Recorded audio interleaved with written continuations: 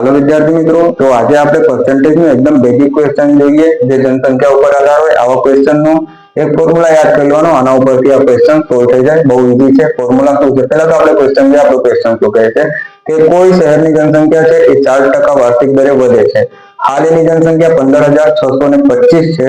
તો 3 વર્ષ પછી એ શહેરની જનસંખ્યા શું થાય એ બતાવો તો વધે છે એના માટે p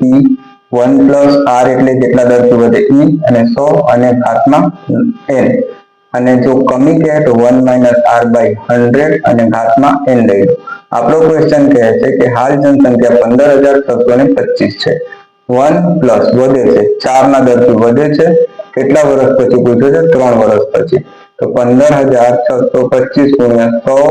104 એટલે કે 104 by 100 એટલે 26 by 25 નો ક્યુબ હવે આને કેન્સલ 25 ના ક્યુબ થી આ કેન્સલ થઈ જાય વધે કેટલા 26 નો ક્યુબ 17,576 એન્સર થઈ ગયું બસ આ રીતે